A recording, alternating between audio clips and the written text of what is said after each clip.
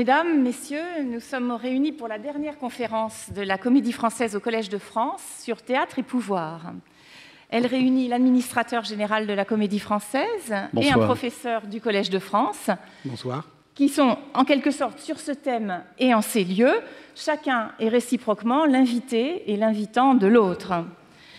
Éric Ruff, comédien, metteur en scène, scénographe, sociétaire honoraire de la Comédie Française et administrateur général de la Comédie Française, dont la mise en scène du Soulier de satin cette saison a été saluée par une pluie de Molière bien méritée, qui nous a tous mis en joie, est notre hôte dans cette série de conférences, une, deux ou trois voix, à laquelle j'ai déjà eu le plaisir de participer. Tu y as accueilli, Éric, des artistes de la Maison de Molière et 4 professeurs du Collège de France. Patrick Boucheron, historien, est le 5e, titulaire de la chaire Histoire des pouvoirs en Europe occidentale, 13e, 16e siècle. Il est l'auteur de nombreux ouvrages sur l'histoire urbaine de l'Italie médiévale et renaissante, sur l'historiographie du récit national. Vous connaissez son Histoire mondiale de la France, qu'il a dirigée au Seuil, paru en 2017 et qui a été traduite dans plusieurs langues et qui a eu un très grand écho. Parce que Patrick Boucheron s'intéresse au pouvoir dans l'histoire, certes, mais aussi au pouvoir de l'histoire, selon la manière dont on la raconte, il a accepté la responsabilité de coécrire, en tant qu'auteur, le scénario de la cérémonie d'ouverture des Jeux Olympiques. Vous l'avez fait, Patrick, en homme de théâtre, vous qui aviez conçu des spectacles et qui avez noué des partenariats, par exemple, avec le Théâtre national de Bretagne ou avec le Grand T de Nantes. Éric Ruff et Patrick Boucheron l'expérimentent dans leur pratique. Les pouvoirs sont présents à tous les niveaux de la production du théâtre. Depuis les conditions politiques de son existence, contrôlées au sein de la cité par le pouvoir, jusqu'à sa fonction esthétique, les pouvoirs de l'illusion, on le trouve aussi, le pouvoir, dans les relations de pouvoir sociales et intersubjectives entre les acteurs de la création et dans la littérature dramatique elle-même, qui, en représentant toutes les formes de pouvoir à l'œuvre dans les relations humaines, nous aide à les concevoir. Ces 4 formes du pouvoir au théâtre sont donc tour à tour politiques, hiérarchiques, thématiques, esthétiques. C'est dans cet ordre que nous allons les aborder ce soir. Et je commence donc par le premier. Politique, le premier de ces pouvoirs est celui de l'État. Le pouvoir a ou a eu dans l'histoire la prérogative d'autoriser ou pas l'ouverture des théâtres, d'en prononcer la fermeture administrative, d'interdire même l'exercice de cet art pour des raisons politiques ou religieuses, de contrôler les répertoires, d'exercer une censure sur des œuvres jugées attentatoires à la morale publique ou à la sûreté de l'État, d'organiser des représentations gratis attirant le public en foule qui permettent à la nation de se donner en spectacle à elle-même, d'exalter collectivement ses valeurs. La Comédie Française, d'abord théâtre royal, puis impérial, puis national, entretient depuis toujours un rapport particulier avec le pouvoir, parce qu'elle est aussi, parallèlement, depuis sa création, l'émanation d'une société des comédiens français, société privée, elle, qui s'est constituée comme telle, en société, 6 semaines après la lettre de cachet de Louis XIV, co-signée par Colbert, qui instituait la Comédie Française. Et lorsque, en 1995, au terme donc d'une histoire déjà bien longue, elle est devenue épique, c'est-à-dire établissement public à caractère industriel et commercial, ce modèle mixte n'a pas été remis en cause. D'où ma première question à toi, Éric. En tant qu'administrateur général de cette épique, quelles sont tes obligations vis-à-vis de l'État, entre les pouvoirs de la tutelle d'un côté et puis les pouvoirs de la Société des comédiens français représentés au comité d'administration par leurs doyens? Quelle est ta marge de manœuvre et ta position? On n'est pas pris exactement dans le même étau.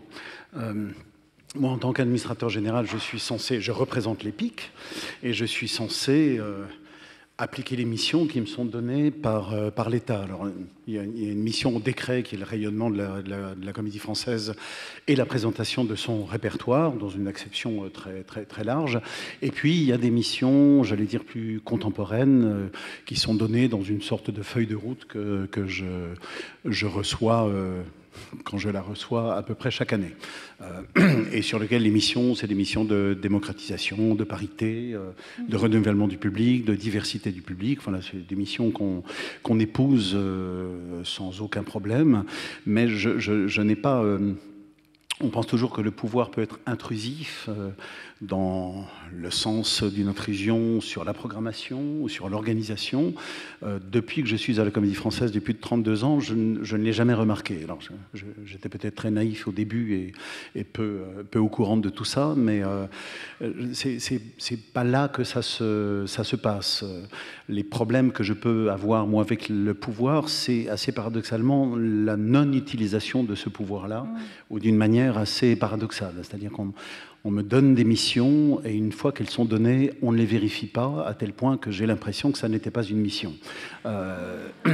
Et que surtout, le travail qui nous est demandé de faire, la plupart du temps, on le porte par essence, on le porte parce qu'on est d'accord avec ces principes-là, parce que la chose publique, le théâtre public nous importe, on le cultive évidemment, donc on épouse ces missions et assez régulièrement on les réussit. Je parle de la Comédie Française, mais je me permets de parler aussi pour plein d'autres lieux qui épousent les mêmes missions. Généralement, le boulot est fait, il est généralement très bien fait, avec des résultats, et que la tutelle qui nous demande ces résultats ne s'en sert pas, voire s'en désintéresse. Alors, moi, ça fait 11 ans que je suis administrateur, je suis à mon 8e ministre. Ce qui laisse supposer aussi qu'il y a un problème tout bêtement de politique culturelle, de savoir que je vous donne une mission, je vous laisse des années pour la mettre en œuvre, et puis je mets des jalons critiques, ou je ne sais pas comment dire ça, pour essayer de voir comment ils peuvent être plus pertinents. Les gens changent, généralement personnalisent un peu leur prise de pouvoir au sein d'un ministère, et les choses essentielles se dilatent un petit peu. Vis-à-vis des comédiens français, c'est un peu différent. Vous l'avez dit, Florent, quand c'est passé en épique, finalement, la société est restée là, et presque pas dans un angle mort, mais dans un arrangement un peu tacite. En fait, les rapports entre le pouvoir d'État et la société des comédiens français, l'un est respectueux de l'histoire de l'autre, et l'autre craint un peu le pouvoir du premier. Voilà. Donc ça se regarde un petit peu en chien de faïence, et que de temps en temps même on ne regarde pas exactement ce qui est écrit, ce qui détermine potentiellement ces rapports. On est un peu dans une mythologie, mais finalement qui marche pas mal. Hein. Il y a un indistinct à la Comédie Française, ne serait-ce que sur la propriété, sur le patrimoine. Il y a des trésors de patrimoine à la Comédie Française, et on a mis très très longtemps à essayer de déterminer un sexe des anges, à savoir qu'est-ce qui appartient à l'épique, donc à l'État, et qu'est-ce qui appartient à la Société des comédiens français. Sachant que le jour où la Société des comédiens français veut partir avec le Voltaire de Houdon, je lui souhaite bien du courage pour le soulever et pour en revendiquer la propriété. Donc c'est une chose qui est finalement pas très très concrète, mais qui fait qu'il y a effectivement au comité d'administration de la Comédie Française, élargi avec les tutelles qui sont donc le ministère de la Culture et celui des Finances, majoritairement ce sont les acteurs qui ont la majorité. Ce sont les acteurs, donc c'est pas des personnages, c'est pas des personnes éclairées, comme on dit, extérieures à la Comédie Française. Ce sont vraiment ceux qui y travaillent. Et moi, stratégiquement, je travaille, ce que je trouve très intéressant, avec des gens qui ne sont pas du tout dans un rythme politique ou administratif, qui sont des gens qui sont plutôt à même de comprendre ce qu'est la longueur d'un changement sur un public, ce qu'instille une programmation petit à petit, voilà, tous ces délais-là. Donc, dans la méconnaissance de l'un et de l'autre, dans le fait que ça se regarde un peu en presse-livre, finalement, ça se déroule pas mal. Et que le vote positif ou l'abstention des comédiens, pour certaines personnes de la tutelle, ça les touche beaucoup. Ça n'a aucun pouvoir, mais le fait qu'ils se déterminent et que ce soit les sociétaires de cette maison, avec ce qu'ils portent de symbolique, d'histoire et de talent, peut les inquiéter à un endroit où, généralement, les politiques savent très bien déterminer ce qui est très inquiétant ou ce qui ne l'est pas du tout. Et là, assez bizarrement, ils le sont quand même. Oui. Patrick, j'aimerais bien parler avec vous de l'évolution un peu du rapport de l'État aux affaires culturelles en général et au théâtre en particulier. Il y a eu cette époque où la Comédie Française a été créée, où le roi lui-même, déjà avant, dansait devant sa cour, donc était vraiment très impliqué personnellement dans les affaires de l'art théâtral. Et puis, toute une période longue où la censure s'exerçait sur le théâtre, ce qui était un signe aussi d'intérêt, finalement. Nous, évidemment, rétrospectivement, on peut avoir tendance à considérer que c'est un pouvoir abusif que celui de la censure, mais c'était aussi un pouvoir qui était légitime pendant assez longtemps, sur des affaires de morale publique ou de sûreté de l'État, avec aussi des moments où le pouvoir pouvait refuser d'exercer un abus. Je pense par exemple au moment où, pendant le scandale des paravents en 1966, donc à l'Odéon, où la pièce de Genet, qui était une pièce très satirique à l'égard à la fois de la France, de l'armée française, de la colonisation française, et aussi de tous les personnages, y compris la famille arabe de la pièce, qui est sympathique, mais qui en prend aussi pour son grade. Et il y a eu ce scandale qui est bien connu, puisque d'abord des groupes d'extrême droite sont venus perturber les représentations à l'Odéon, et puis l'affaire a été portée à la Chambre, où on a demandé au ministre, donc Malraux, de légiférer, c'est-à-dire de couper la subvention à Jean-Louis Barrault, qui était directeur de l'Odéon. Et vous aimez bien, je crois, ce discours de Malraux, donc peut-être je peux lire quelques extraits, si vous voulez le commenter peut-être après, et nous dire aussi si, de nos jours, il vous semble que l'intérêt que l'État porte à la culture s'est amoindri ou pas depuis cette époque-là. Donc c'est le discours de Malraux à l'Assemblée nationale le 27 octobre 1966, après que des députés donc de droite extrême, lui ont demandé de supprimer la subvention à Jean-Louis Barrault, ce qu'il ne veut pas faire, et qui lui ont dit que Genet n'était pas Baudelaire.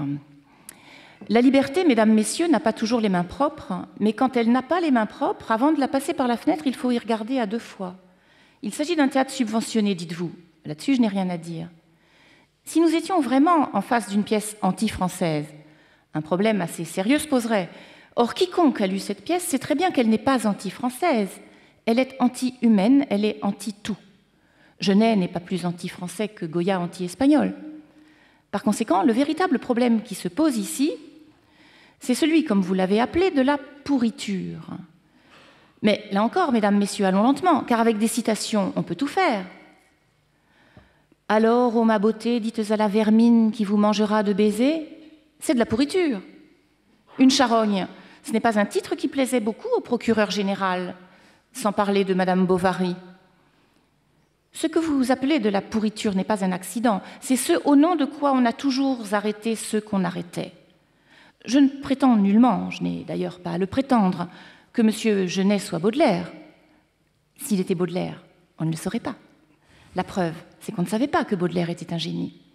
Ce qui est certain, c'est que l'argument invoqué « cela blesse ma sensibilité, on doit donc l'interdire » est un argument déraisonnable. L'argument raisonnable est le suivant. Cette pièce blesse votre sensibilité. N'allez pas acheter votre place au contrôle. On joue d'autres choses ailleurs. Il n'y a pas d'obligation. Nous ne sommes pas à la radio ou à la télévision.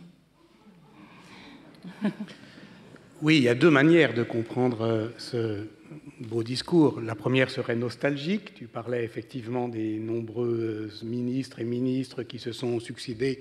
Là, évidemment, il y a quelque chose qu'on entend, qu'on peut entendre encore aujourd'hui et qui résonne non seulement comme un ode implacable et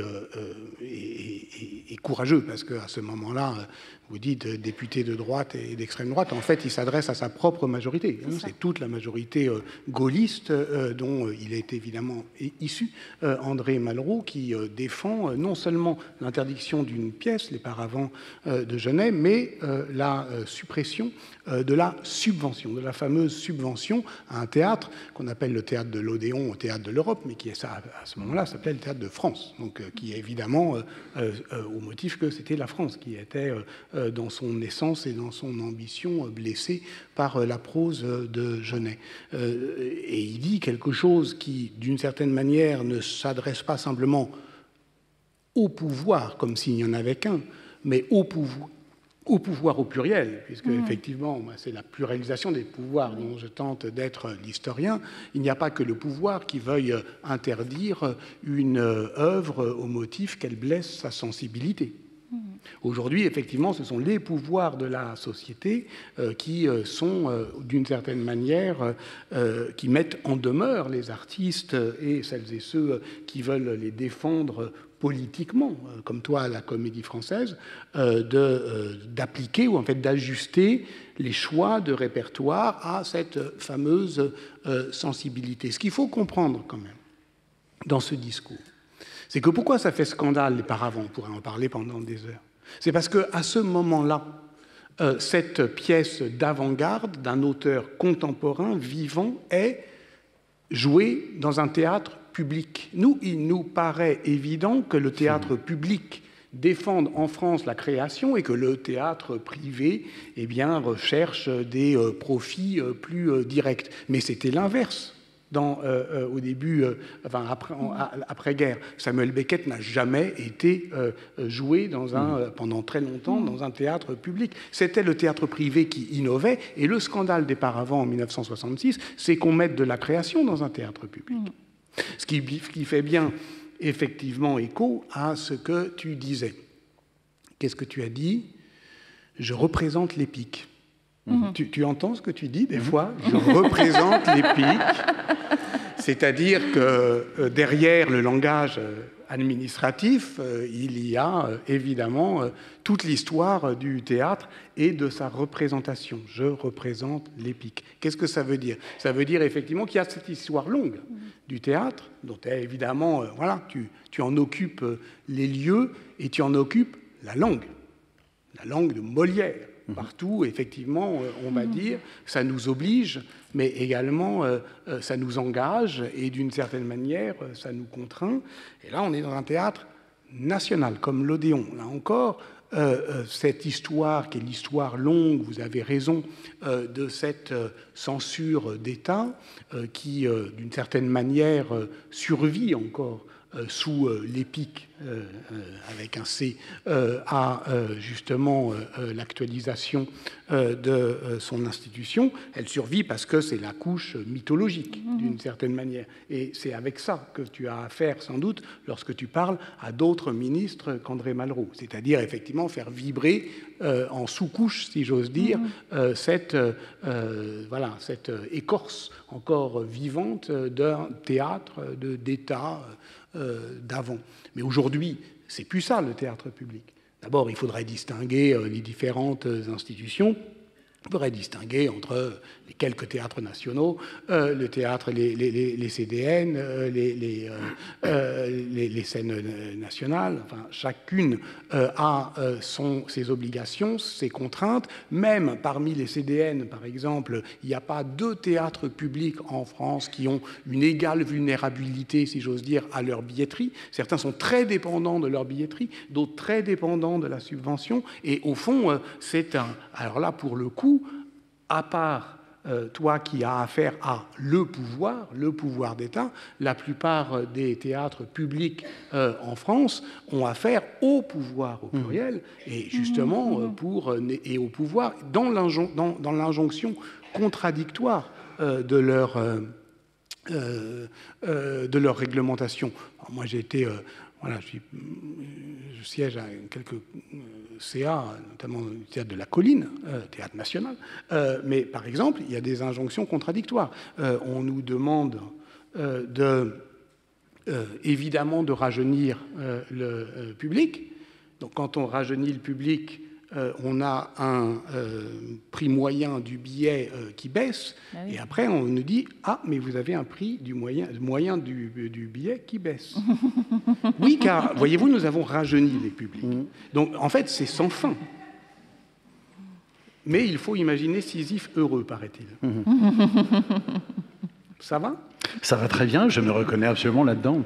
Je crois avoir dit ici que j'ai demandé une fois à la tutelle de faire une seule réunion, parce que généralement il y a la réunion du mardi où on demande de faire baisser justement ce prix moyen pour que les plus jeunes puissent accéder à la Comédie Française, et la réunion du vendredi où on me demande d'augmenter les ressources propres. Et donc je demande toujours, est-ce qu'on pourra faire une seule le mercredi où on se met tous ensemble autour de cette contradiction. Effectivement. Ça c'est l'exemple le plus simple, mais il y en a plein d'autres en fait. C'est constant en fait. Ok, donc ça va. Oui, ça va. Patrick, vous aimez dire « les lieux sont plus forts que nous ». Alors, pour ce qui concerne la Comédie Française, qui est un projet d'Ancien Régime, est-ce que vous avez des clés pour comprendre comment elle a pu survivre à sa démocratisation et comment elle survit a pu... très bien à la démocratisation. Oui. Et endosser aussi l'utopie d'après-guerre d'un théâtre national populaire, parce qu'il y a quand même des points communs maintenant entre la Comédie Française et l'utopie réalisée d'un théâtre national populaire. Oui, vous avez vous avez tout à fait raison de l'histoire du théâtre. Je suis nullement spécialiste, vous l'êtes, pas moi. Mais je sais pas, j'ai lu par exemple le livre d'Emmanuel Loyer qui dit combien le Festival d'Avignon et le théâtre populaire théorisé par Jean Vilar est notre utopie d'après-guerre.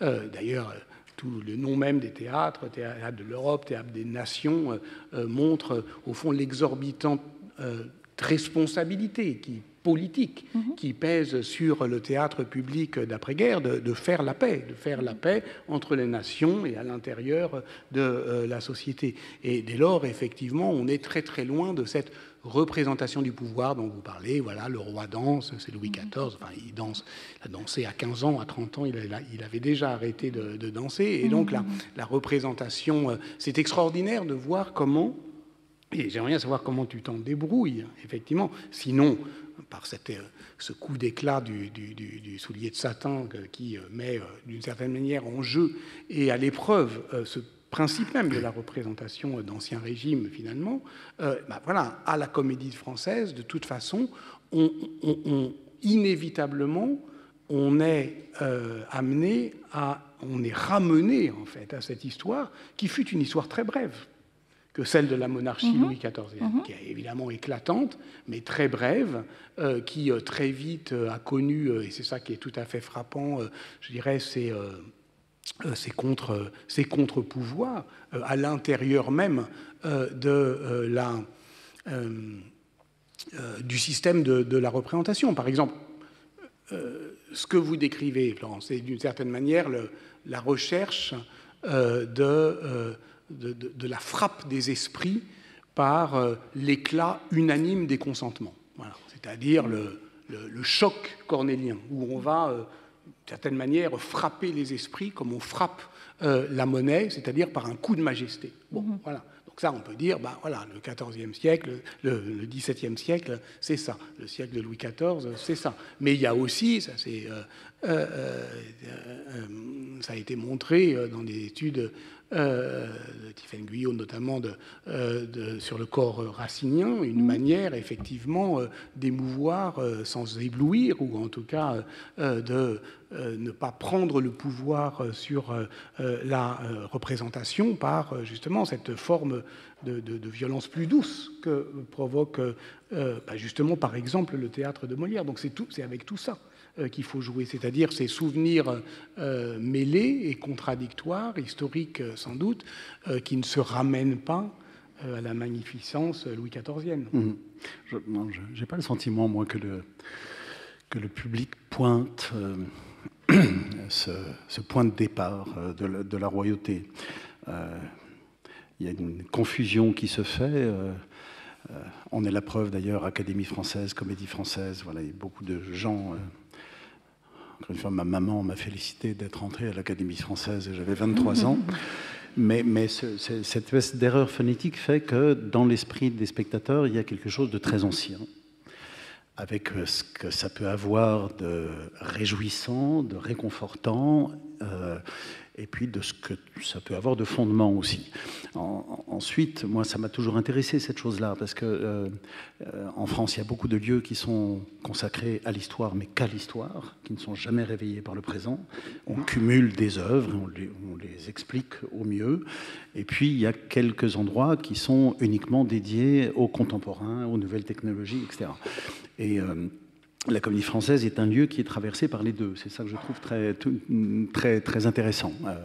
Le fait que Mission nous ait donné de travailler cette image ancienne en essayant de faire entrer toutes les esthétiques. Moi, j'estime que je n'ai pas à les juger, j'ai à les faire traverser, d'essayer de réveiller tous ces thèmes-là qui sont toujours d'actualité. Encore une fois, si c'est des classiques, c'est que l'équation est toujours vivante à l'intérieur de ces œuvres-là, et de faire en sorte que des jeunes personnes ou des artistes actuellement, une Elsa Grana qui sur Une mouette et pas La mouette décide de revisiter ce qui peut la déranger dans la vision d'une femme chez Tchekhov ou dans la tradition de représentation. D'ailleurs, je ne suis même pas sûr que ce soit Tchekhov qui pense ça, mais plutôt la tradition de représentation de Tchekhov et de cette pièce et de ce rôle d'Arkadina, ou de Thiago Rodriguez qui décide donc de partir des cubes pour mieux raconter une histoire et un besoin irrépressible de justice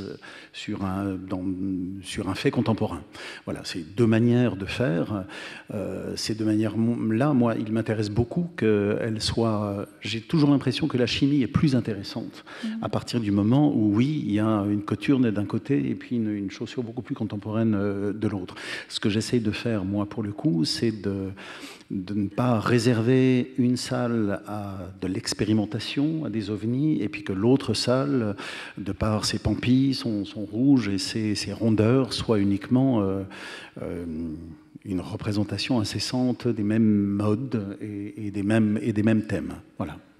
Puis peut-être au passage dire qu'une des manières de démythologiser son histoire, c'est simplement de l'écrire, et que pour l'écrire, il faut des archives, il faut les connaître, et que c'était aussi, enfin, sans doute, tu en avais parlé dans des précédentes séances, mais enfin, la manière dont la Comédie Française s'est emparée de ses archives, les registres de la Comédie Française et les programmes de recherche universitaires, mais pas seulement, en rapport effectivement entre ce beau rapport entre la recherche et la création que suscite ce genre d'initiative, je pense que c'est une réponse aussi. Oui. Mais les acteurs, notamment, et les actrices et les metteuses et metteurs en scène qu'on dit maison, c'est assez beau pour nous parce que tout a été fait. Je veux dire, on ne peut jamais avoir la naïveté de se dire on va inventer quelque chose. Parce qu'on arrive, parce qu'on ne sait pas exactement ce qui s'est passé avant. À la Comédie Française, on sait ce qui s'est passé avant. Il n'y a pas un rôle du répertoire qu'on reprend sans que quelqu'un nous dise tu sais qu'il a joué avant, etc. Donc, ce ciel un peu empesé comme ça d'art et de livres sert finalement à se libérer de pas mal de choses. Moi, je trouve ça plus intéressant de savoir ce qui a été fait et de ne pas avoir l'illusion que, ne sachant rien, on va tout inventer. Et c'est pas écrasant. Hein ? C'est pas écrasant. Non, c'est pas écrasant. C'est pas écrasant. Moi, je trouve ça libérateur. Non, ça n'est pas écrasant. Alors il y a des choses par exemple, la bibliothèque musée de la Comédie Française, elle est plus visitée par des chercheurs, des universitaires, que par les actrices et les acteurs de la Comédie Française. Pourquoi ? Parce que je pense qu'il y a deux manières de voir Molière à la Comédie Française. Il y a le Molière qui est colloqué, qui est fouillé, répertorié, abondé, et puis il y a celui des acteurs. Il est totalement fantasmé, celui-ci, mais il y a quand même des acteurs dont il a été le premier. Il était sur le plateau, il jouait des rôles avec ses partenaires, et que nous sommes à la 546e, je crois, sociétaire de la maison depuis Molière, c'est Daniel Lebrun, et que oui, ça n'a jamais arrêté de se passer des trucs entre acteurs. Et que cette pratique-là, elle vient de Molière. Finalement, on préfère ne rien savoir pour laisser vivre cette figure peut-être un peu plus un peu plus libre. D'ailleurs, la figure de Molière, on s'était amusé au 400e anniversaire en 2022. J'avais demandé à Agathe Songian, qui était à la tête de la bibliothèque à ce moment-là, de me trouver 60 portraits de Molière, que ce soit dans les gravures, dans les peintures, dans les bustes. Il n'y en a pas un qui se ressemble. Donc déjà, en soi, la figure est totalement fantasmée. Et personne n'est bien sûr de savoir est-ce que c'est vraiment celui qu'il y a dans mon bureau qui serait peint de son vivant, donc le plus, mais personne n'est capable de le dire. Oui. Et on peut peut-être... S'il est dans ton bureau, c'est le bon. Ah, évidemment. C'est une copie. Il n'est pas que dans mon bureau. On peut peut-être en venir justement aux relations de pouvoir à l'intérieur d'une si grande entreprise que la Comédie Française, qui comprend 400 salariés, je crois, c'est ça à peu près, ouais. Et qui évidemment est régie par certains pouvoirs qui sont formalisés, qui viennent des règlements, qui viennent du droit du travail, qui viennent de l'organigramme, et puis d'autres qui sont informels, qui sont régis plutôt par les usages ou par le charisme de certains, la soumission volontaire d'autres. Et je voulais te demander justement, toi qui y es entré comme pensionnaire il y a une trentaine d'années et qui y a mené des réformes, est-ce que tu as vu les relations de pouvoir à l'intérieur de l'entreprise bouger? Est-ce qu'il y a la même hiérarchie que par le passé? Est-ce que, je ne sais pas, dans le rapport, j'y pense parce qu'il y a le dernier numéro de la revue d'histoire du théâtre qui vient de paraître, qui s'intitule Voix d'or et petites mains, sur l'historiographie des femmes dans l'histoire du théâtre, et où on a fait un entretien entre Elsa Lepoivre et Valérie Merlin, son habilleuse, et Rouquette, donc son habilleuse, expliquait que les relations ont un peu changé quand même entre les grandes dames qu'elle habillait jadis quand elle est entrée, et puis les rapports quand même un petit peu plus proches qu'elle a, moins hiérarchiques, disons, qu'elle a aujourd'hui avec les très grandes actrices qu'elle a le privilège d'habiller. Oui, ça a changé. Moi, je n'ai pas connu ça, et je me dis presque que c'est une chose fantasmée, ça aussi, le fait qu'il y aurait des ascenseurs pour les sociétaires dans lesquels un pensionnaire ne pouvait jamais rentrer, qu'il y avait vraiment des lieux réservés. J'y crois pas. Il me semble que l'organisation du pouvoir à la Comédie Française a suivi les mœurs du temps. Et que ça s'est libéré pas par une grande révolution à l'intérieur avec des grands combats, etc. Il y a des choses qui ne sont plus permises tout simplement et qui ont changé. Et ce qui est intéressant dans cette maison, c'est que les pouvoirs sont très fantasmés, extrêmement fantasmés. Oui. Et finalement, on adore s'accrocher à cette idée-là plutôt que d'aller regarder dans les registres historiques ou d'aller regarder simplement dans le cadre de ce qui est dit, de l'organisation du travail, des pouvoirs des uns et des autres. On ne va pas regarder ça. La troupe, par exemple, entretient et elle a besoin sans doute de ça, le fantasme qu'on lui a ôté du pouvoir. Parce que du temps de Molière, c'est les sociétaires qui décidaient de la programmation, qui décidaient du partage, voilà, des gains de la représentation, de la programmation, etc.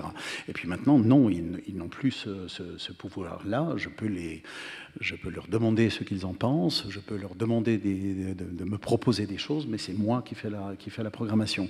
Et en même temps, ils ont gagné beaucoup d'autres pouvoirs, mais qu'ils n'enregistrent pas comme étant un pouvoir, parce qu'ils préfèrent dire on en a perdu, il faut se défendre. Voilà.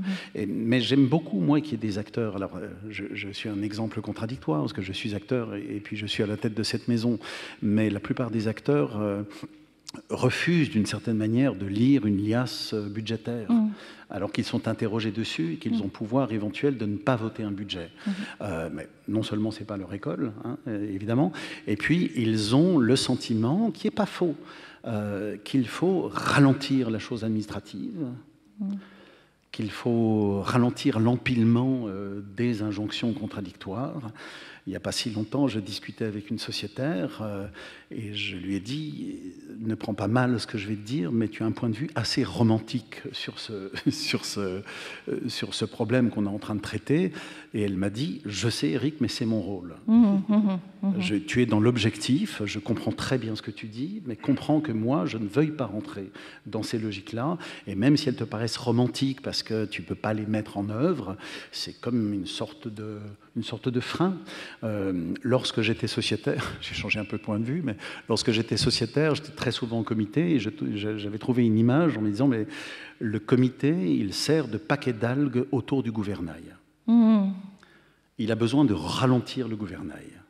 Parce que le jour où on est face à quelqu'un qui dit « je vais ici, là, je vais ici, là, je vais ici, là », voilà, qui façaille dans tous les sens, le fait de l'obliger à réfléchir, de l'obliger à développer des qualités de pédagogie, de communication de ce qu'il veut faire, finalement est assez efficace. Mais il y a dans cette maison une chose qui est organisée, puis une autre chose à côté qui n'est pas organisée, mais qui est la distribution des loges. Par exemple, il y a une quarantaine de loges à la Comédie Française, dont certaines à 2 fenêtres et d'autres à 1 fenêtre. Les pensionnaires sont à 2. C'est magnifique d'ailleurs, parce que quand on arrive, on est ravis d'être à 2 et ça fait des camaraderies de chambrées absolument qui peuvent durer 30-40 ans. Et ensuite, le sociétaire est condamné à la solitude. Et il y a des loges qui donnent sur des petites cours intérieures pas très intéressantes, puis d'autres loges qui donnent sur des points de vue sur Paris absolument magnifiques. Donc en fait, les loges se redistribuent quand certains partent. Voilà, donc il n'y a pas des loges qui sont envisagées en viager, je ne peux pas dire ça, mais certaines loges sont gourmandes. Et logiquement, c'est la chef habilleuse qui doit, selon la hiérarchie de l'ancienneté, pouvoir dire, ben voilà, cette demande de changement de loge, c'est ton tour à toi, parce qu'au niveau de l'ancienneté. Et il y a une autre logique, mais qui est très ancienne, et qui perturbe cette logique un peu institutionnelle, qui est une sorte de poulinage, c'est-à-dire quelqu'un qui a passé 35 ans dans sa loge, aime savoir qu'une jeune actrice ou un jeune acteur avec qui on a beaucoup partagé sur le théâtre, avec qui on a des accointances de pensée, de comportement, pourrait tout d'un coup investir cet endroit qui ne vous appartient pas, mais au bout de 30 ans, on peut penser que ça nous appartient, qu'on y a mis sa marque. Et voilà, cette logique-là n'est pas du tout la même. Donc, ce qui est assez intéressant, c'est qu'il y a des pouvoirs et en même temps, il faut faire avec des contre-pouvoirs qui ne sont pas du tout établis, mais qui soulagent un petit peu l'autre. Voilà.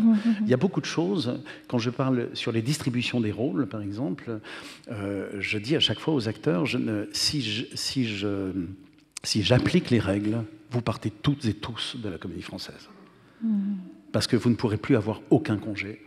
Parce que les pensionnaires ne sont pas censés pouvoir refuser, mais les sociétaires, oui. Bon, déjà, cette chose-là, totalement inégalitaire, elle ne peut plus marcher.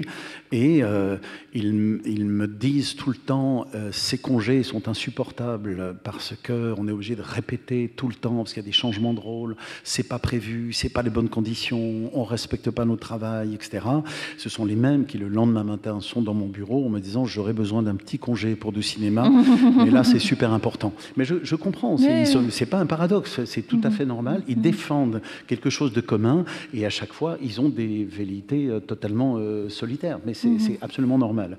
Ce qui fait qu'à chaque fois, je leur renvoie de dire, mais si moi j'applique les textes, vous partez.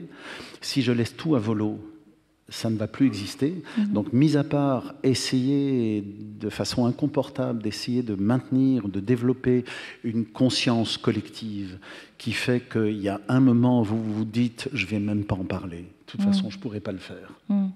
J'évacue cette chose-là et je me concentre sur ce que j'ai à faire à la Comédie Française.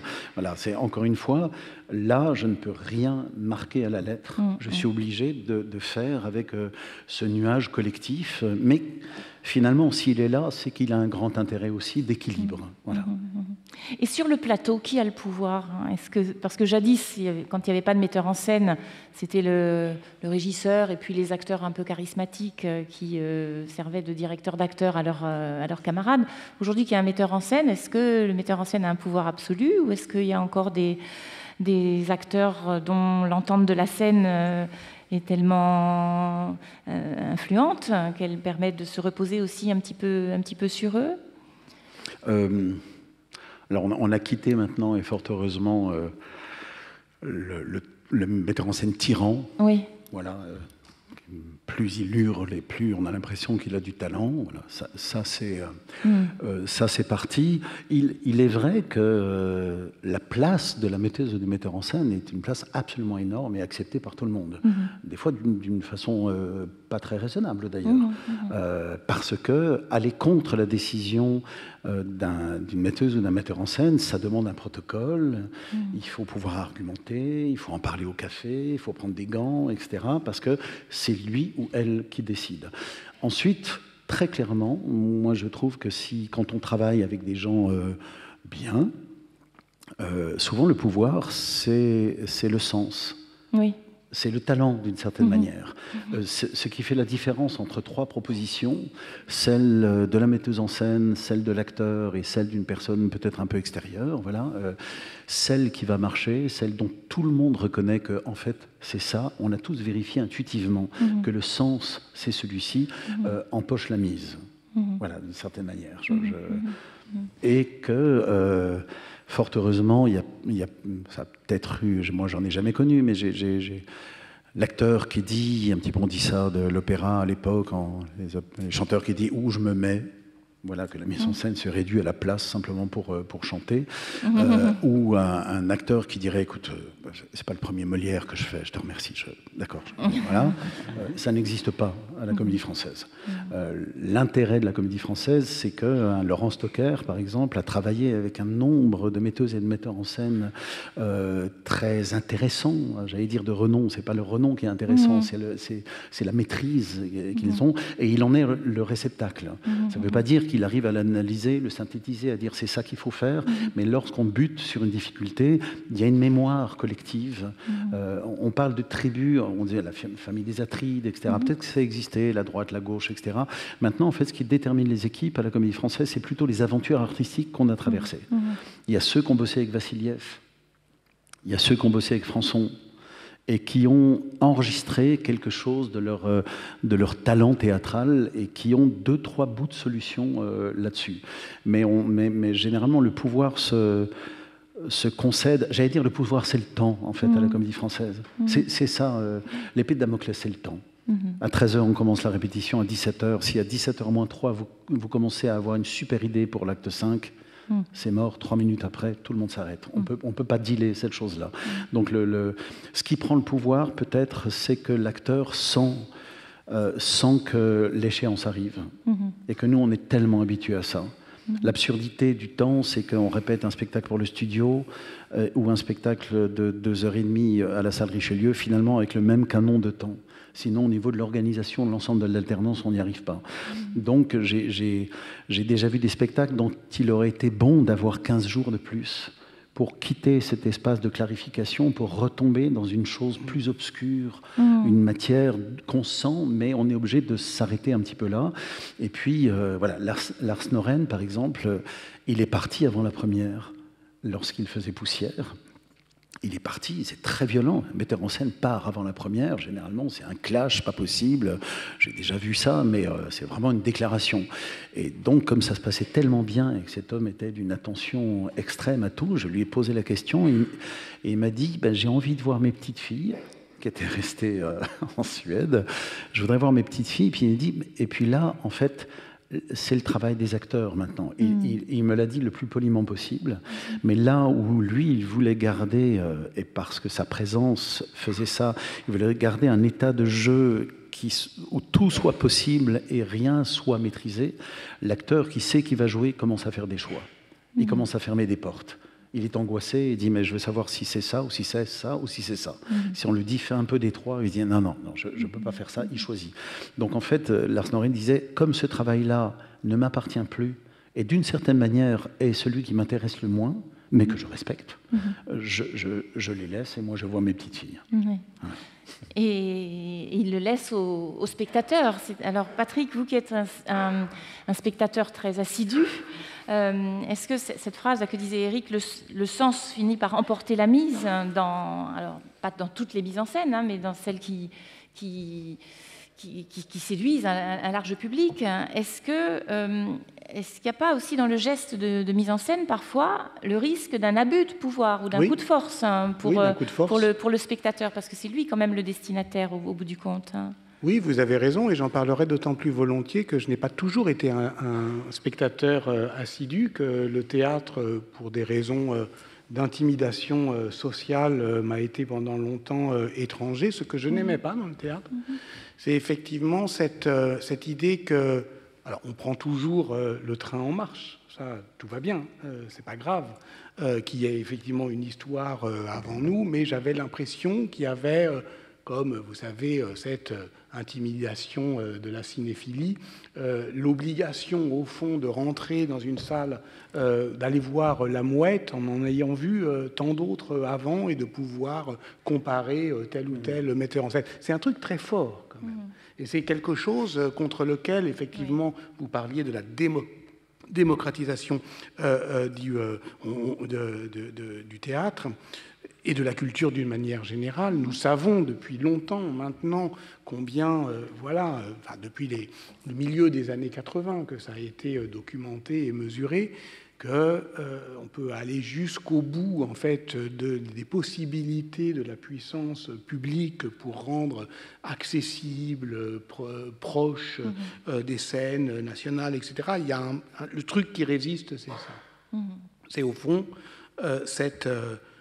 parfois l'abus de pouvoir des femmes et des hommes de culture, mais beaucoup des hommes tout de même, qui considèrent au fond, qui ne considèrent pas que, au fond, quand on joue au théâtre, on ne devrait penser qu'à un seul spectateur, celui qui vient pour la première fois. Voilà. Celui qui n'a jamais été au théâtre.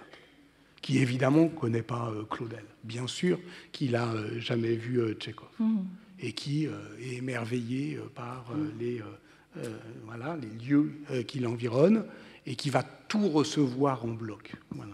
Ça, c'est quelque chose d'important et qui, d'une certaine manière, devrait nous vacciner contre ce que vous appelez justement les abus de pouvoir. Je pense que depuis quelques années, ce qu'on a appelé par exemple la querelle du théâtre politique, un peu proclamatif, un peu revendicatif. La querelle du théâtre politique, c'était quoi, il y a 4-5 ans, au Festival d'Avignon, qui au fond sont des fausses querelles. Ça peut se résoudre assez simplement. Jean-Luc Godard disait... c'est pas la peine de faire des films politiques, il faut faire politiquement des films. Voilà, c'est une formule godardienne de base, mais qui peut effectivement servir à tout. Bah oui, il suffit de faire politiquement du théâtre. Et faire politiquement du théâtre, ça veut dire effectivement, sans doute aussi se garder des... Quand même, il y a eu des abus de pouvoir, c'est vrai, Éric, du point de vue pas seulement des metteurs en scène, mais cette frappe dont je parlais, cette manière effectivement de choquer le spectateur, de le mettre en inconfort, ça a été, je ne vais pas donner de nom, mais c'est une manière très autoritaire, très virile, de s'imposer à un public qu'on voit encore au théâtre. Qu'on voit encore au théâtre. Voilà. Et c'est vrai qu'il suffit d'une certaine manière d'avoir l'oreille un peu fine sur, d'ailleurs, des spectacles qui ont été encensés. Les damnés, par exemple, pour moi, les damnés, franchement, de toute façon, on en avait parlé, c'est une prise de pouvoir. Une prise de pouvoir sur la sensibilité des spectateurs et des spectatrices, et j'ai le droit de dire que esthétiquement ça m'impressionne et que politiquement je n'aime pas ça. Et donc la question au fond, c'est de savoir si on peut ouvrir le problème au fond de la réception comme un espace politique, exactement comme la cinéphilie. Voilà, si on va au film, voir un film, c'est pour le plaisir de se disputer sur son... voilà.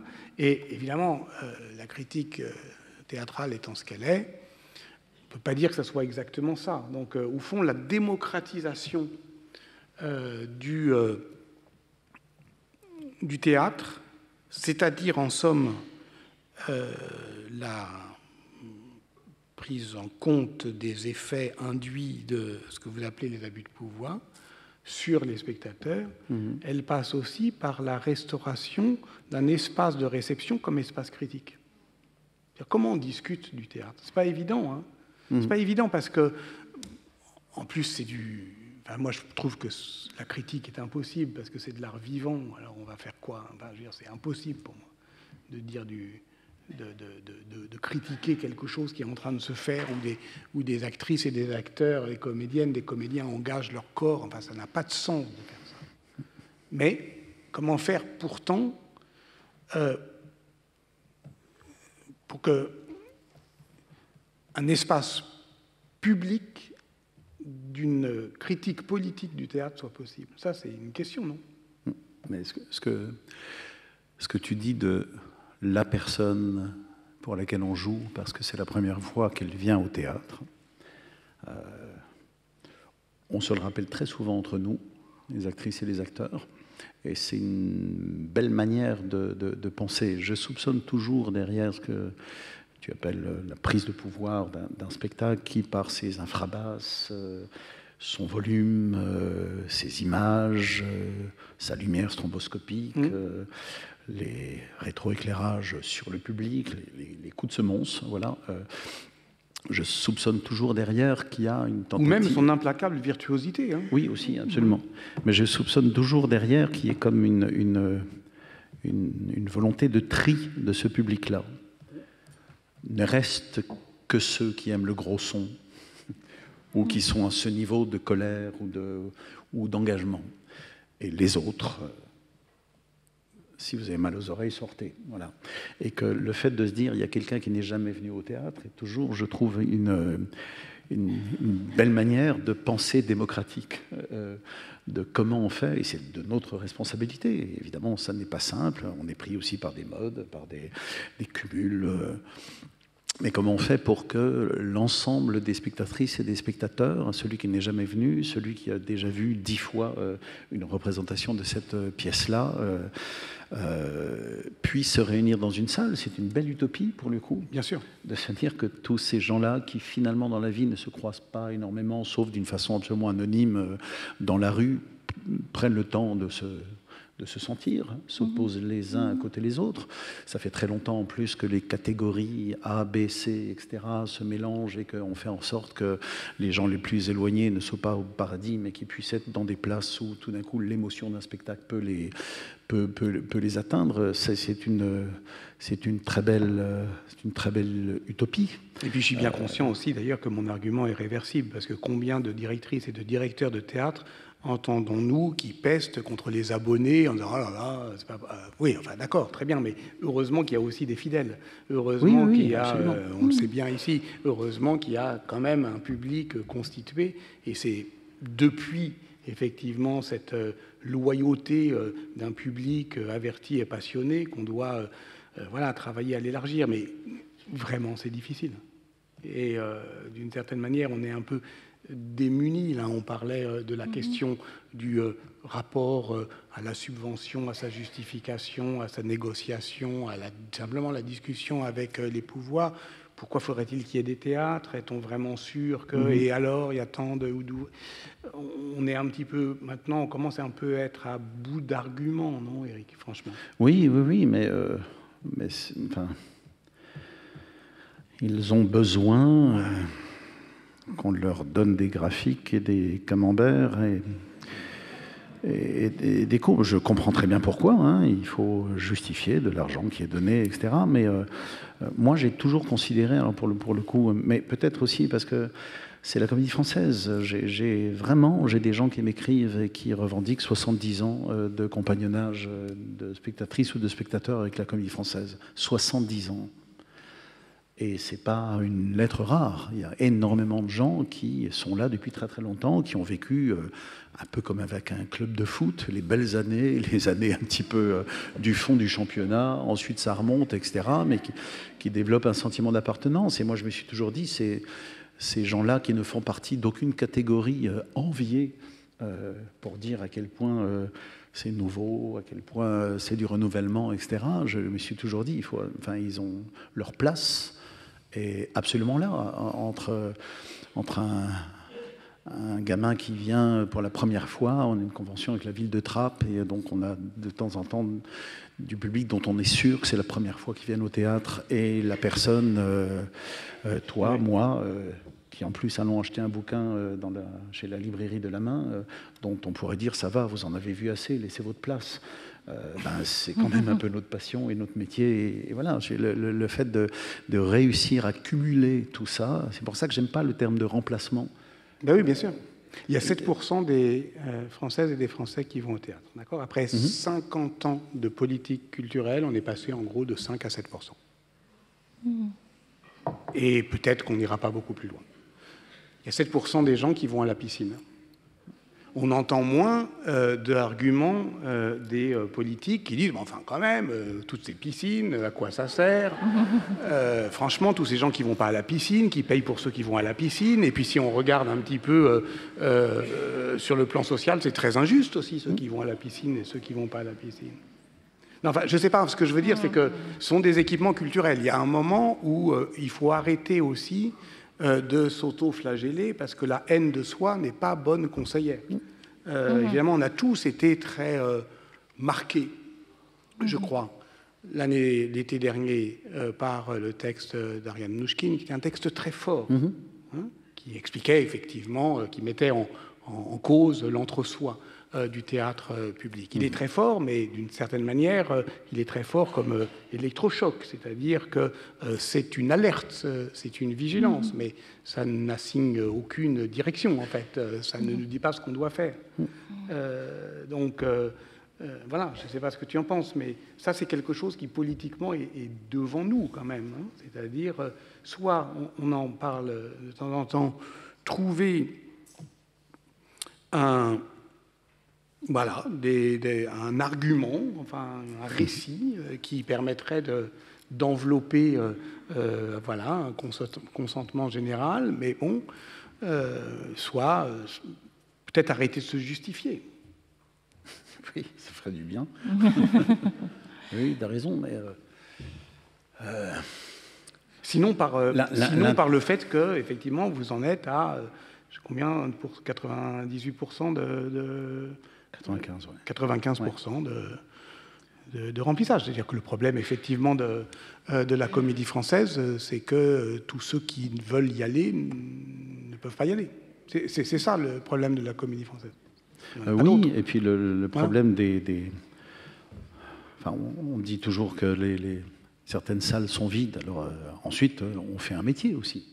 On peut être pertinent, un peu moins. De temps en temps, il y a des programmations qui sont bien. D'autres fois, on fait des erreurs, etc. Mais c'est pas que les gens désertent les salles. Les gens, ils sont là. Oui. Ils sont là. C'est un vrai... Et ils sont là, des gens qui arrivent, des jeunes... Ils sont là avec ardeur aussi. Celles et ceux qui sont des habitués des salles de théâtre savent que combien... après, effectivement, l'épidémie de Covid, effectivement, sont revenus des gens au théâtre. Malheureusement, on avait perdu beaucoup de diversité, mais on avait regagné pas mal de ferveur et d'intensité. Hein. Mais ouais. Moi, j'en ai marre de me justifier effectivement sur le fait que ce serait réservé à je ne sais pas quelle couche de population. C'est réservé à certaines curiosités, oui. 7%. Bon, c'est bien 7% aussi. Ah, c'est super, c'est très bien. Non, mais on a connu des candidats qui ne faisaient pas 7%. C'est déjà une population. Mais, non, mais je veux dire, dans le sens où l'autoflagellation, je suis assez d'accord. Je constate, j'y travaille, et je ne me berce pas d'illusion que le public de la Comédie Française est extrêmement diversifié et que l'ensemble des offres tarifaires pour que tout le monde puisse y accéder fait que tout le monde y accède. Le truc de l'internos bourgeois, c'est faux. Et je vois des internos révolutionnaires qui sont tout aussi débiles sur leur resserrement. Oui, voilà, mais ça, on a compris, Eric. Par exemple, évidemment, vous avez beaucoup, je pense que ça a été dit avant, vous avez beaucoup travaillé à diversifier l'affiche, et donc il ne peut y avoir de diversité dans la salle que s'il y a une diversité au plateau. Voilà. Oui, maintenant, pas que ça, mais oui. Oui, mais il y a aussi ça. Oui. Maintenant, effectivement, par exemple, la question du handicap se pose aujourd'hui, qui est une question fondamentale, pas simplement d'accès, mais de représentation et de travail, tout simplement. Voilà, donc ça, ce sont des choses qui sont devant nous, ce sont des chantiers de démocratisation passionnants, je trouve, et on doit continuer à les mettre en œuvre. Mais on le fait. Mais je sais. Enfin, je veux dire, si c'est ça qui devait déclencher ou pas la critique, en fait, on le fait, ce travail-là. Oui. On ne fait pas semblant, c'est ça que j'aimerais dire. Je ne sais pas si vous en êtes conscient ou pas. De temps en temps, on soupçonne de cocher des cases parce qu'on a besoin de tel truc et tel. La plupart des gens avec qui je travaille et des collègues que je peux observer dans les autres théâtres, c'est des missions qu'on fait, qui nous intéressent, qui sont absolument passionnantes. Comme tu dis, oui, ce qu'il y a en chantier là, sur le handicap notamment, et le retard que nous avons par rapport aux anglo-saxons, c'est un truc passionnant et ça va se faire. Ça va se faire, c'est sûr. Mais enfin, les salles sont pleines. Et on reproche donc que ça ne servirait à rien. Alors il faut peut-être les faire d'autres salles. Je vous dis, il y a toujours un moment aussi où on peut, je ne sais pas comment ça peut se faire, et que le politique trouve ça suffisamment important au-delà de son poids électoral. On peut un jour espérer cette chose-là aussi. Parce que sans ça, oui, on continuera à batailler. Tu me disais tout à l'heure, donc tout va bien. Je dis oui, tout va mal et tout va bien, parce qu'on continue à travailler, à s'en tirer, à manger quelques couleuvres, en avalant 2-3 ballons de rugby, mais en même temps, vous n'êtes pas au courant de tout ça, vous venez au théâtre, on essaie de faire notre métier. Dans ce sens-là, on y arrive. On arrive et pour revenir au pouvoir de la tutelle, c'est l'exercice d'une certaine manière de ce non-pouvoir aidant que je pourrais reprocher, et pas du tout les intrusions qu'on pourrait avoir, ce qui est possible, hein, d'ailleurs. Un sociétaire qui est nommé, c'est un décret signé par le ou la ministre. On a oublié cette chose-là parce qu'ils ne se permettent jamais de remettre en cause la nomination d'un sociétaire. Sur le papier, il le pourrait. Donc on pourrait arriver dans d'autres choses. Le politique, en tout cas, a considéré, ça c'est certain, comme très important la nécessité de produire un récit national au moment des Jeux Olympiques. Et donc, est-ce que, Patrick, vous pouvez nous expliquer comment vous vous êtes emparé de cette responsabilité et comment, en considérant que le pouvoir est dans sa représentation, vous avez contribué à produire un discours qui a été perçu par l'immense majorité des téléspectateurs dont j'étais comme inclusif, apaisant, fédérateur, surtout après la dissolution de l'Assemblée nationale, et qui faisait peut-être un peu planer le spectre de la guerre civile. Il y a eu quelques semaines qui ont été quand même assez inquiétantes et difficiles dans le débat public et dans l'esprit de tous. Donc comment est-ce que vous avez imaginé de représenter les pouvoirs à l'œuvre dans notre société et contribuer à les faire advenir aussi par leur représentation? Peut-être préciser effectivement, pour répondre à votre question, que pour la première fois en 2024, les Jeux Olympiques et les Jeux Paralympiques étaient à parts égales organisés par la même équipe artistique. Donc en fait, c'est pas seulement la cérémonie d'ouverture, c'est les 4 cérémonies sur lesquelles nous avons travaillé, donc avec les co-auteurs Fanny Herrero, Leïla Slimani, Damien Gabriac et moi-même, que deuxièmement, justement, cette volonté donc de donner à voir ce que vous dites, ce que vous appelez l'inclusivité. Et effectivement, les Jeux paralympiques, c'était vraiment très important de ce point de vue-là. Eh bien, elle se logeait dans une idée qui était une idée très simple, mais assez belle, c'est-à-dire les Jeux seront dans la ville. Voilà. Et moi, c'était depuis longtemps, en fait, plus longtemps que ça a été dit, je travaillais à ça en tant qu'historien de l'urbain et en tant qu'historien des images et du pouvoir des images. En un mot, on savait bien depuis 1992 que les Jeux Olympiques de Barcelone, que les Jeux Olympiques pouvaient être un opérateur de transformation urbaine, mais depuis 1992, on savait aussi que tout ce qu'on avait construit vieillissait, avait des problèmes d'usage, posait des problèmes environnementaux, enfin c'était à la fois bien et pas bien, ça transformait la ville, mais ça la gentrifiait. Bref, à partir de la 3e candidature de la ville de Paris pour les Jeux Olympiques, on décide de ne pas transformer la ville par les Jeux Olympiques, mais de transformer le regard qu'on a sur la ville. Donc, effectivement, c'est bien une question de représentation. Mais c'est une question de représentation agissante. Alors, si on peut trouver un exemple, effectivement, de prise au sérieux au fond d'une politique symbolique dans ses effets réels, concrets, vivants, vibrants, ça pourrait être celui-là. Et puis dire simplement un mot. C'est que lorsqu'on parle effectivement de l'état culturel ou d'une manière générale de la société française dans son rapport à la culture pour se plaindre effectivement, et il y a de quoi se plaindre, d'une incompréhension de l'état, enfin des milieux culturels et artistiques et intellectuels et universitaires par l'État, rappelons-nous quand même que une manifestation aussi énorme, dont le commanditaire n'est pas l'État, n'est même pas la ville, il y a une sorte d'État dans l'État qui s'appelle le CIO, qui est autoproduit, qui est autofinancé, etc., avec des mécènes. Bon. Mais enfin, où les pouvoirs politiques ont quand même quelque chose à dire. Eh bien, nous vivons dans un pays où la direction artistique de cet événement global a été confié à un jeune metteur en scène du théâtre public. On aurait pu faire autre chose. On aurait pu demander à une boîte d'événementiel, comme on avait toujours fait. Ça aurait pu être un Super Bowl, avec, et d'une certaine manière, c'était la solution de facilité. Et Thomas Joly, c'est quelqu'un qui avait mis Tieste dans la cour d'honneur d'Avignon, c'est quelqu'un qui avait joué Henri V en 24 heures, c'est quelqu'un du théâtre public. Et puis d'un théâtre public qui n'est pas excluant, puisque par ailleurs, ça pouvait faire des grands succès pop comme Starmania. Donc voilà, déjà je dirais juste ça. Le casting même, et en plus, ce garçon, il a l'idée, pas d'idée, c'est-à-dire que la première fois qu'il le dit, évidemment qu'on lui dit non, mais il insiste, il dit « et moi je vais vouloir des auteurs et des autrices ». On lui dit « mais pourquoi faire ? Il n'y aura pas de texte.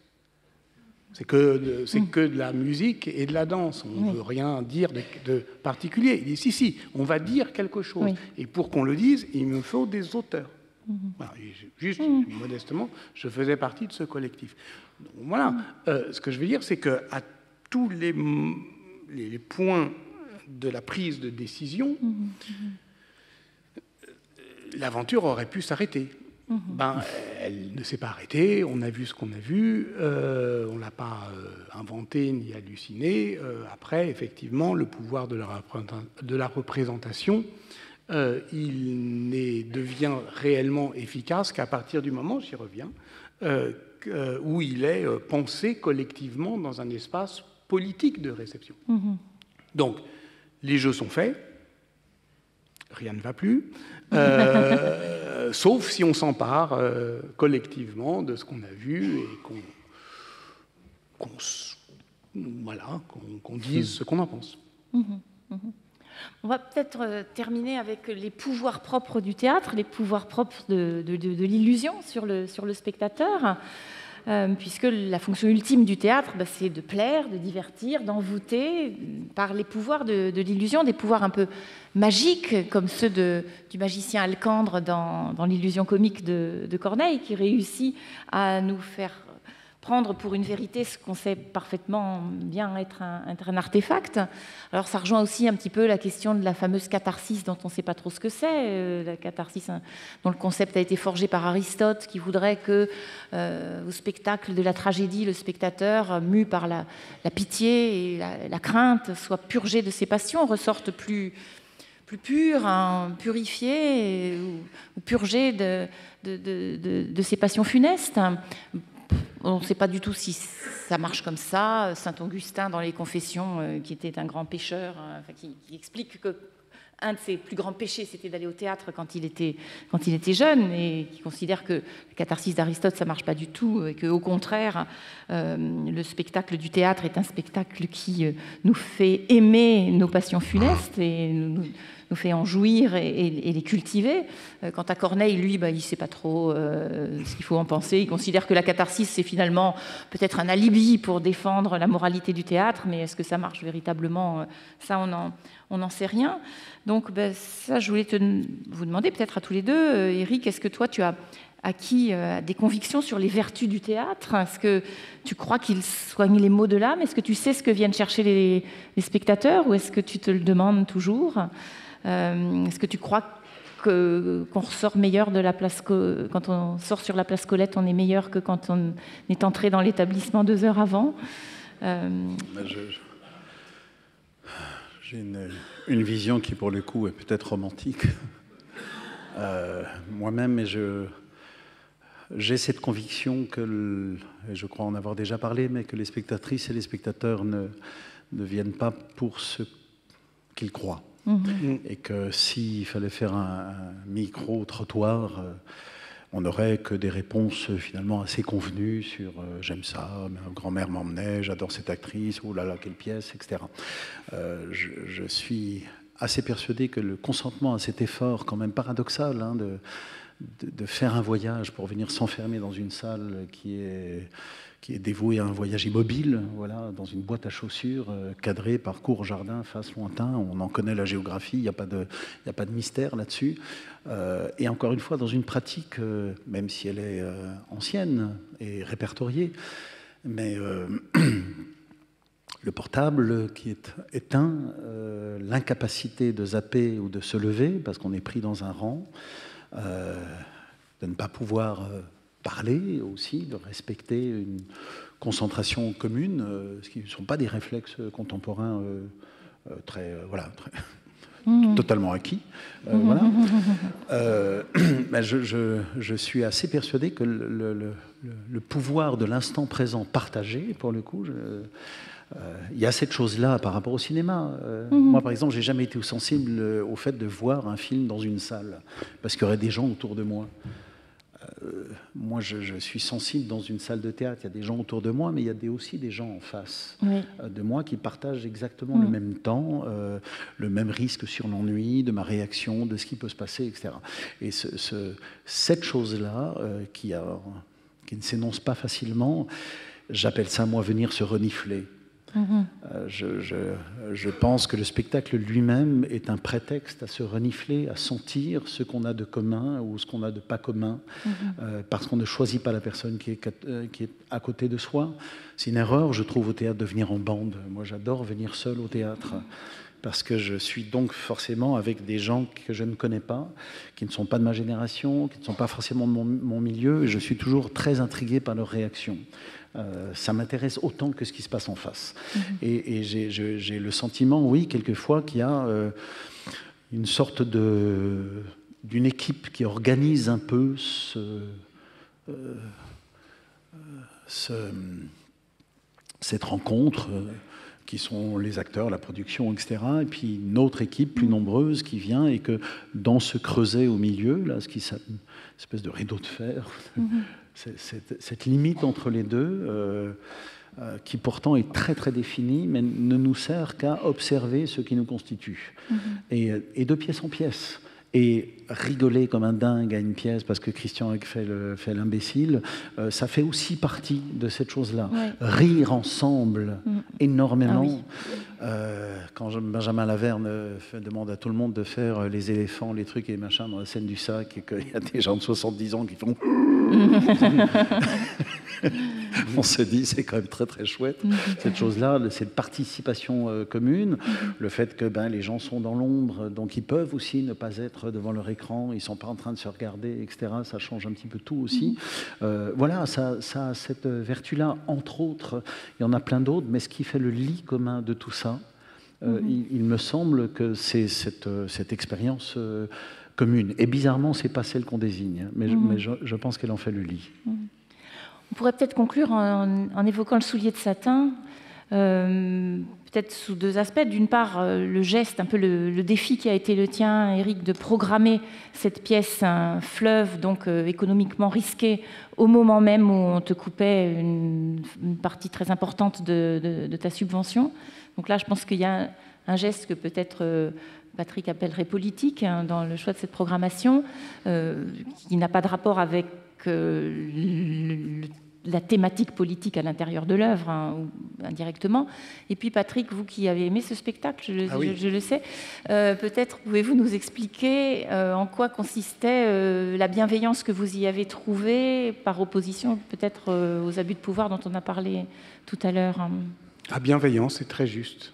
C'est un mot qui est injustement dénigré, mais en fait, oui, bienveillance, ça me va, parce que moi, je vais au théâtre parce que ma grand-mère m'y amenait, parce que j'aime l'actrice, parce que cette pièce, oh là là, voilà. C'est-à-dire toutes les mauvaises raisons que tu les as, les raisons du micro-trottoir, moi, je les ai. Et d'une certaine manière, on voit très bien comment le théâtre aujourd'hui, ce théâtre effectivement qui me semble aimable et politiquement nécessaire, il est politiquement nécessaire, pas forcément parce qu'il conjure notre violence, parce qu'il est cathartique. Bon, je pense qu'il est politiquement nécessaire pour des raisons que tu dis très justement, parce que c'est une manière de ne plus se sentir seul, de ne pas se sentir complètement démuni face à ce qui nous vient. Et sur le rapport théâtre et pouvoir, au fond, on pourrait dire qu'avec le pouvoir, comme avec l'amour, il n'y a pas 36 histoires qui peuvent nous arriver. C'est toujours le même répertoire. On aime, on n'aime plus, on est déçu, on est trahi, le roi devient un tyran, alors on s'en débarrasse. Voilà. Donc on peut le voir avec Shakespeare, on peut le voir avec Claudel, on peut le voir avec Sophocle. D'une certaine manière, quel que soit le répertoire, eh bien, les rôles sont limités, et ce plaisir d'aller au théâtre et d'une certaine manière, de se tremper dans ces histoires précisément qui ont été dites 1000 fois, mais qui sont dites aujourd'hui, je dirais une fois pour toutes. Voilà. Il y a des théâtres, il y a des pièces qui se répètent. Évidemment, les Jeux Olympiques, c'était sans répétition. Voilà. C'est-à-dire qu'on ne pouvait pas le répéter et ça ne se répéterait pas. C'était une fois pour toutes. Mais d'une certaine manière, toute représentation est une fois pour toutes. Elle est là, bel et bien. Et c'est quelque chose, effectivement, qui est... Moi, je trouve que, voilà, il me semble, mais je suis nullement spécialiste et juste, voilà, spectateur, que quelque chose a changé quand même de plus bienveillant depuis le Covid, dans cette capacité qu'a le spectacle de faire communauté et de faire spectacle de son désir de communauté. Bon, on recevait, tu sais, Wajdi Mouawad ici cette année au Collège de France. Je profite pour dire que les admirables éditions du Collège de France viennent de publier sa leçon inaugurale aujourd'hui. Dans Racine carrée du verbe être, longue pièce, Wajdi Mouawad, le dernier acte, il parle pratiquement plus, voilà, et il est... en fait, au lointain, il regarde, il est assis, et puis voilà, son rôle fait qu'il a disparu. Et je lui demandais, mais pourquoi ? Il dit, parce que je veux voir. Je veux voir ce que ça fait. Ça fait 5 heures qu'on travaille, au fond, à faire communauté. Donc, je veux voir ce qui se passe. Bon. Et j'ai eu cette impression au soulier de satin. C'est-à-dire que c'est pas seulement... Alors d'abord, c'était la fête, une fête bienveillante, où on ne cherchait pas à nous mettre dans l'inconfort, où on prenait soin de nous, où il y avait des entr'actes, et puis des entr'actes dans les entr'actes, et puis dans chaque acte, eh bien, on nous amusait, on nous faisait danser, on nous faisait faire des trucs, que tout le monde soit bien conscient qu'on était là, effectivement, pour la fête. Alors, bien sûr, je ne parle pas de la réussite esthétique de ta mise en scène, la communauté puissante et joyeuse et entraînante de la troupe, des comédiennes et des comédiens, mais voilà, il y avait ça, et qui faisait communauté. Et à plusieurs reprises dans la pièce, on est au spectacle de la joie d'être ensemble, de la troupe, qui nous dit quelque chose à plein de niveaux. Merci d'être là, c'était bien, c'était beau, à bientôt. C'est une histoire qui se termine, voilà, c'est la tienne. Ils te l'offrent et tu leur offres. Et puis, à un moment donné, d'ailleurs à plusieurs moments, la salle s'éclairait, et ce n'était pas simplement la communauté de la troupe, mais la communauté des spectatrices et des spectateurs. Et ça, c'est l'effet politique du théâtre, qui est le contraire, effectivement, de ce que j'appelais tout à l'heure l'éclat unanime d'un éblouissement, voilà, de frappe, qui est voilà, enveloppant. Je crois l'avoir déjà raconté. Donc, j'avais évidemment le souci, alors cette phrase sur la joie, c'est la joie seule et non l'acceptation de la tristesse qui apporte la paix. J'ai dit dès le début aux actrices ou aux acteurs, on va s'accrocher à cette chose-là, parce que si ça n'est pas joyeux, on va perdre les gens. Il faut qu'on les mette en joie dès le début, parce qu'on sait à quel point ils vont regretter d'être venus dès le début, en se disant pourquoi j'ai accepté cette invitation. Voilà, donc il faut les saisir dès le début. Et puis oui, j'ai eu... c'est peut-être ça que tu ressens comme étant politique, et je veux bien l'entendre. Il y a une manière de réfléchir avec les gens, presque dans le sens de la réflexion, même du miroir. À savoir, je suppose que les gens sont exactement au même niveau d'intelligence et de conscience de ce dont Claudel parle. Et que donc l'indication étant d'essayer de poser un regard d'entendement avec les gens et pas un regard de sachant face à des gens qui doivent écouter. Ce qui change tout, et j'en ai beaucoup parlé avec les comédiennes et les comédiens, et c'est une indication de jeu qui est subtile pour le coup, mais qui nous a vachement intéressés. Vous avez une manière de vous adresser aux gens en leur faisant la leçon. Et donc vous les transformez en élèves à un âge où ils ne le sont plus du tout, donc ça les contraint un peu, généralement... en sujet. Voilà, ou en comme sujet. On aurait dit absolument. à la cour de Louis XIV. Hein. Et il y a une autre manière de réfléchir avec les gens en leur disant « je sais que vous savez absolument ce qui est raconté, on en a une conscience et une intelligence commune, simplement écoutez à quel point c'est bien dit ». Ce qui change tout. C'est comme une couche d'avant, et on a énormément travaillé là-dessus, et je disais à la troupe, ce qui est une belle indication au théâtre, ne leur lâche jamais la main. C'est-à-dire que là on les a gagnés parce que oui, y a des manières au théâtre de faire un chant commun, c'est immédiatement bouleversant, c'est beau, c'est généreux, etc. Donc on gagne du crédit, j'allais dire, et ce crédit-là, il y a une manière malheureusement de le perdre, ou alors de le cultiver. Et tout le temps, ce qui est un respect d'ailleurs, c'est une politesse, mais on peut l'oublier. La performance de l'acteur, souvent, lui fait oublier le public. C'est tout bon acteur à la 10e représentation, ce qui fait être inaudible. Parce qu'il est tellement doué qu'il va aller chercher les sens partout. Et il va commencer, comme en musique, à mettre des tris, des appoggiatures absolument partout. Et que tout d'un coup, le simple petit Papa Noël devient, on ne reconnaît plus l'air, tellement il est brillant tout d'un coup. Et qu'il y a toujours, au bout de 10 jours, il faut toujours redire aux acteurs ces petits Papa Noël qu'on raconte. Et qu'il y a un grand art à ne pas utiliser le sien d'une certaine manière pour qu'on soit bien sûr que c'est ça qui passe et qui est compris. Donc cette phrase-là, ne lâchez pas la main des spectateurs, on se le dit pendant des heures et des heures et des heures. Mais c'est un peu une règle de théâtre en même temps, ça devrait...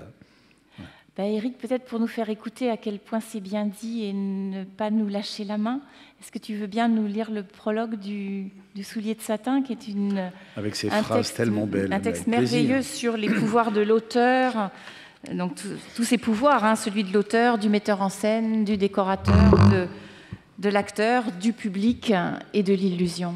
C'est donc la préface de Paul Claudel. Et c'est presque d'ailleurs ces phrases-là qui m'ont encouragé à monter ce spectacle comme une espèce de licence absolue. Comme après tout, il n'y a pas impossibilité complète que la pièce soit jouée un jour ou l'autre, d'ici 10 ou 20 ans, totalement ou en partie, autant commencer par ces quelques directions scéniques. Il est essentiel que les tableaux se suivent sans la moindre interruption. Dans le fond, la toile la plus négligemment barbouillée ou aucune suffit. Les machinistes feront quelques aménagements nécessaires sous les yeux même du public pendant que l'action suit son cours. Au besoin, rien n'empêchera les artistes de donner un coup de main. Les acteurs de chaque scène apparaîtront avant que ceux de la scène précédente aient fini de parler et se livreront aussitôt entre eux à leur petit travail préparatoire. Les indications de scène, quand on y pensera et que cela ne gênera pas le mouvement, seront ou bien affichées ou lues par le régisseur ou les acteurs eux-mêmes qui tireront de leur poche ou se passeront de l'un à l'autre les papiers nécessaires. S'ils se trompent, ça fait rien.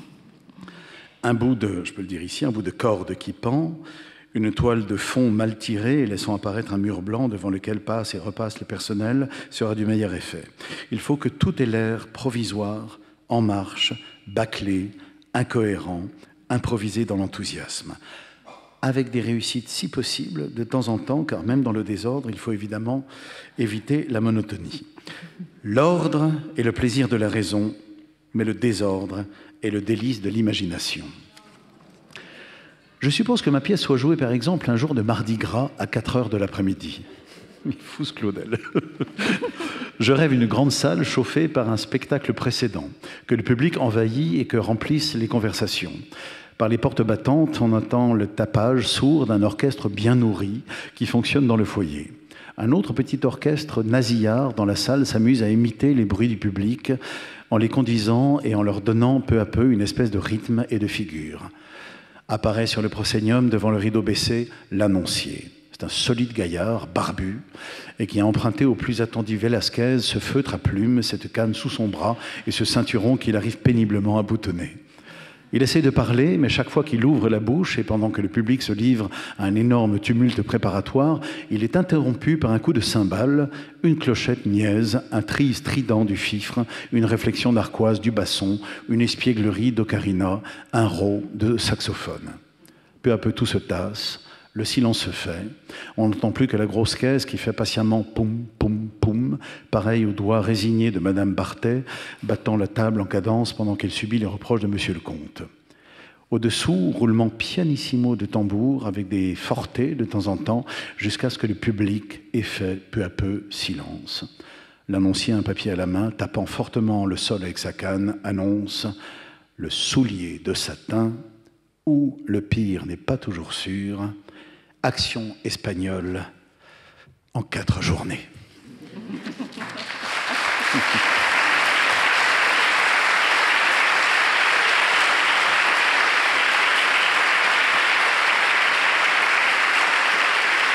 Salut.